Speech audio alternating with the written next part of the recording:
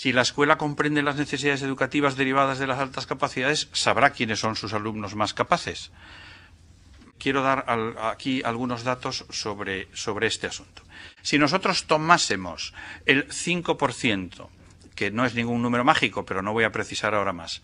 Si tomáramos el 5% de la población escolar española y calculáramos cuántos son el 5% de los escolares en cada uno de los niveles educativos que se citan, tomando datos del curso 2010-2011, pues lo que nos encontraríamos es, para centrarnos en lo que nos interesa ahora, que en el País Vasco el 5% de su población escolar, estoy tratando de manifestar la magnitud.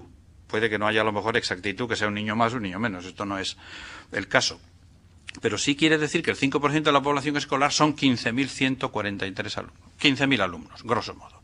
Hablando del 5%, no quise yo aplicar aquí el cálculo del 10% que dice el profesor Gañé o el 15% que dice el profesor Rensuli, que todo el mundo cita cuando se habla del modelo de los 3 anillos, que es muy del gusto de los profesores. Por tanto, solo quedándonos con el 5%, estamos hablando de 15.000. Es decir, hay 15.000 personas en el sistema educativo del País Vasco que constituyen el 5% superior. Esto es una cosa, y luego diré por qué esto es así.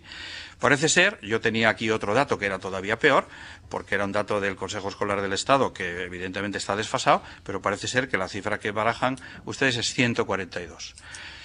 Bueno, si realmente hay identificadas 142 personas de 15.000, pues, en fin, pues la distancia es tremenda, ¿verdad? Pero vamos a verlo desde otro ángulo. Vamos a ver qué pasa en Navarra. Bueno, pues en Navarra ahí tienen el número de alumnos, vamos a fijar en el final solo, pero ya ven, hay 137 alumnos identificados, estos son datos oficiales, la fuente se cita ahí abajo, hay 137 alumnos identificados como de alta capacidad. Bien, se me ha ocurrido buscar cuántos alumnos hay identificados con discapacidad. Y me encuentro con me encuentro con unos datos y he elaborado este gráfico con la esperanza de que les resulte ilustrativo. A mí me resulta ilustrativo y suelo utilizarlo en otros foros. Pues fíjense, la línea verde de abajo, azul, pues nos señala los alumnos de alta capacidad identificados y la línea roja los de alta capacidad, los que tienen algún tipo de discapacidad o baja capacidad o presentan problemas de aprendizaje, etcétera, etcétera. Bueno, la cuestión está muy clara. ¿Cómo es posible que haya tantos alumnos con dificultades de aprendizaje y haya tan pocos alumnos con alta capacidad? Si tenemos algún problema peculiar los navarros respecto a la distribución del intelecto, yo creo que no. Pero verán, esto es una cuestión. Yo quisiera, como además yo estoy fuera de la escena, yo estoy fuera de la escena política y yo no voy a entrar aquí en ningún debate, yo simplemente lo que quisiera es persuadirles de que hay algo que hacer de manera urgente y que más allá de las discusiones que podamos tener en otros foros, hay evidencia clara y palmaria de que en los sistemas educativos, quizá en este también, hay un déficit extraordinario en lo que se refiere a la identificación de los niños en la capacidad. Vamos a ver. Miren, se ha citado hace un momento el valor 130, que es una especie de valor mágico, que parece que a partir de 130 las personas cambian de condición y pasan del estado sólido al estado gaseoso o algo por el estilo y como que cualitativamente son distintos. Bueno, pero si tomáramos el valor 130 como ese criterio que no se sabe por qué se ha acrisolado, de que un CI de 130 es el que determina quién sí y quién no, que ya digo es una cosa muy antigua. Aquí de CI estamos hablando como de una escala, es una escala que tiene una media 100 y desviación típica 15. No estamos hablando del CI como el concepto original, ¿verdad?, de cociente entre la edad mental y la edad cronológica, pero bueno, eso a ustedes ahora no les interesa. Entonces, quiero decir que no les entretengo con esto. Si fuera 130 o más, pues quiere decir que hay 2,28%. 2,28%, aquí ahora en números redondos, pues es la mitad de los 15.000, pues son 7.000. Incluso aceptando un criterio, esto lo esgrimo yo en Navarra con mucha frecuencia, probablemente rebota contra la pared, pero yo lo digo. Claro, si realmente tomamos el valor que la Administración está aceptando para determinar quién es y quién no es, ya digo, idea antiquísima que hay que desterrar, pues mire usted, el 2,28% en Navarra son pues 4.000 no sé cuántos niños y aquí serían 7.000 y algo. Bueno, y si queremos tomar el 5%, pues estaríamos hablando de un CI 125. Naturalmente, esto no quiere decir que todos los niños que están en ese valor, lo que quiere decir es que hay tantos de ahí hacia arriba. Pero luego los hay altos, los hay altísimos y los habrá como Pau Gasol, que midan 2,14. Naturalmente, la diversidad luego es muy grande dentro de este grupo, como es una cosa de sentido común. Por tanto, fíjense, traducido esto a otros datos. 1 de cada 50 escolares, utilizando el criterio de la administración en general, no digo la administración de aquí, que supongo que también, tiene un CI de 130. 1 cada 50, porque la gente dice, no, es que estos niños son rara avis. Perdón usted, de rara avis nada. 1 cada 50. Quiere decir que de los 15.000 aproximadamente que estén identificados, 142, pues quiere decir que el 99% están sin identificar. Bueno, pues esto quiere decir que algo habrá que hacer. Por dar otro dato, una escuela que tuviese 400 alumnos debería tener identificados al menos 20 alumnos aproximadamente. Bueno, que pueden ser más, pueden ser menos, porque depende luego el impacto que tienen otro tipo de variables en el rendimiento, los recursos de la escuela, el estatus socioeconómico y cultural, que es ese índice, por ejemplo, que se utiliza en PISA, a lo que ahora me referiré. Pero miren, lo más importante para mí de todo es lo de abajo. Sin identificación no hay intervención. Y sin intervención no hay desarrollo del talento. Por tanto, si no hay una acción específica para desarrollar el talento se nos pierde.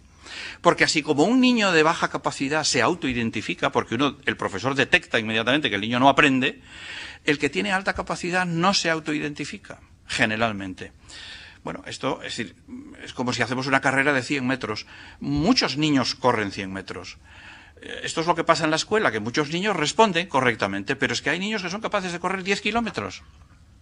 O 5, o 3, o 2. Ahí está la diversidad de los de más capacidad. Y claro, si paramos la carrera demasiado pronto, nunca sabremos cómo de lejos serían capaces de llegar estos otros niños. Pero miren, el problema es un problema que, bueno, nosotros solemos estudiarlo, pero claro, nos dedicamos a esto porque creemos en el sistema educativo y queremos hacer las cosas, queremos ofrecer desde nuestro trabajo algo que les sirva a las personas que tienen que legislar, que no es cosa menor. Entonces, a mí se me ha ocurrido ir a PISA. Esto no es, lo he usado en otros lugares. Digo, estos son datos oficiales, son gráficos de PISA, yo no me he inventado nada, simplemente lo único que he puesto son los redondeles rojos. En el País Vasco, en los niveles superiores, PISA saben que clasifica, que establece una escala de rendimiento de tal manera que cuanto más a la izquierda, es decir, cuanto más rojo es el valor, son niveles más bajos de rendimiento, los niveles azules son los niveles más altos. ¿Cuántos niños tenemos, niños y niñas? Ya sé que esto no es un estudio curricular, pero nos da una pista.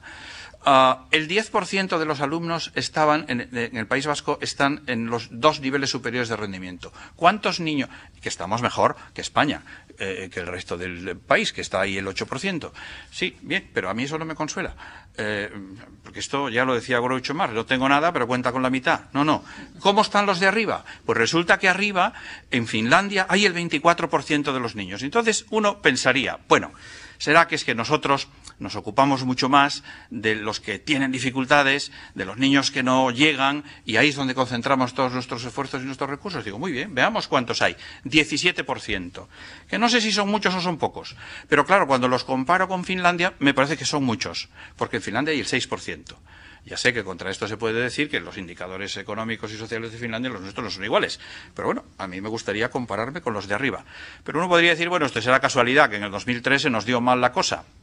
Pero miren, en el 2006 tampoco se nos dio mucho mejor, porque tenemos el 4% de niños en ciencias, mientras que Finlandia tiene el 21%, y los otros datos que ven ahí que no les quiero aburrir. En 2009... pues volvemos a estar en lo mismo, es decir, la tónica va por ahí, ¿verdad? Si tenemos 3% en los niveles superiores, 20%, perdón, me he equivocado, arriba, 4%, 15%. Indudablemente, dicho esto, también hay que decir que el sistema educativo vasco tiene rendimientos muy por encima de otras comunidades del país. Pero bien, pero insisto, eso está bien, pero yo quiero ver cuánto me falta para llegar más arriba. Bueno, lo mismo ocurre en matemáticas, curiosamente ocurre menos, es decir, que esto va mejor, y en la competencia científica pues volvemos a estar aproximadamente en lo mismo. Esto es muy importante luego para Entonces, fíjense, yo creo que aquí el resumen de esta historia es que los alumnos de alta capacidad en su inmensa mayoría no están identificados, y si no están identificados no están atendidos. Esto es evidente. O no tienen una atención específica, reciben una atención general, la que recibe el alumno medio. Pero el alumno medio es un alumno que no existe, porque el alumno medio es una abstracción. Por tanto, pero como la escuela está muy organizada en función del alumno medio, el criterio que se utiliza para el agrupamiento es la edad. Esto supone que todos los niños de la misma edad tienen las mismas necesidades educativas, y eso todo el mundo sabe que no es así.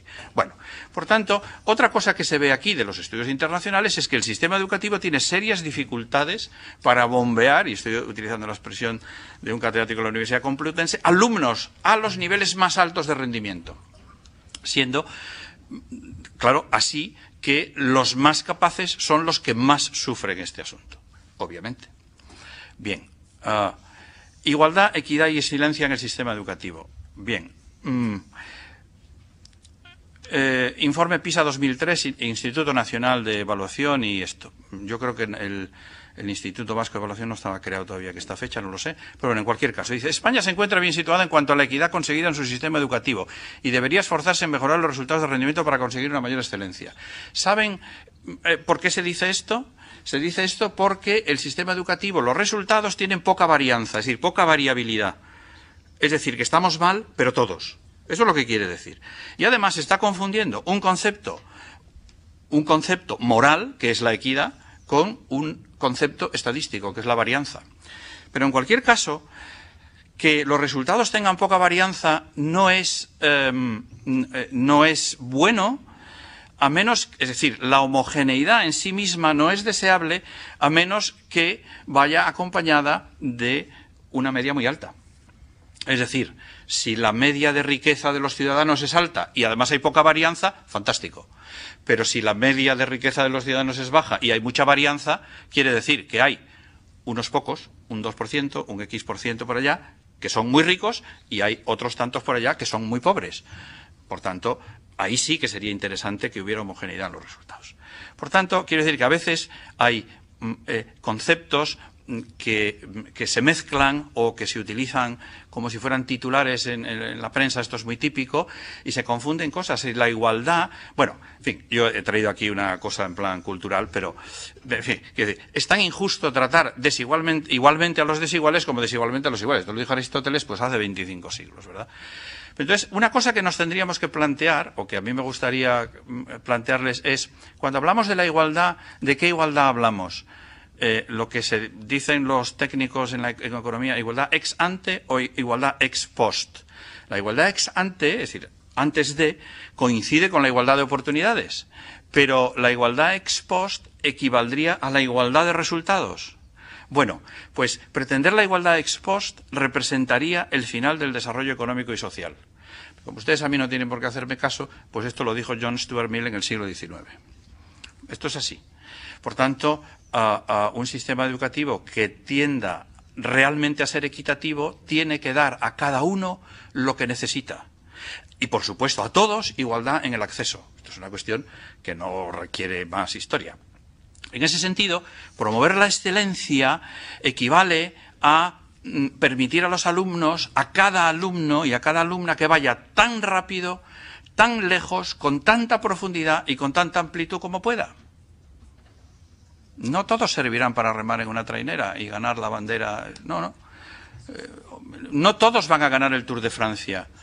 Luego, dentro de esto, habrá personas que sean eminentes, incluso personas que destaquen, pero detrás habrá otros muchos. En el Tour de Francia yo no sé cuántos corren, porque no entiendo de ciclismo, pero 200, ¿verdad? Pues el último, el que llegue el último de los 200, sigue siendo un ciclista absolutamente extraordinario. Seguro que ninguno de los que estamos aquí seríamos capaces de subir el Tourmalet, aunque nos dieran una bicicleta de titanio, ¿verdad? Bueno, efectivamente. Por lo tanto, hay que entender, hay que quitarse de la cabeza esta tendencia que tenemos a pensar que niño superdotado, ahora utilizo esta palabra entre comillas, es un niño supersónico, como si fuera un Superman con una capa roja que sopla sobre el Cantábrico, ¿verdad? Y el Cantábrico se hiela. Esto no es así, es decir, las personas tenemos unas capacidades, efectivamente, unos puntos fuertes y unos puntos débiles, obviamente, y a partir de ahí lo que tenemos que hacer es poner los medios para que esa capacidad se pueda desarrollar.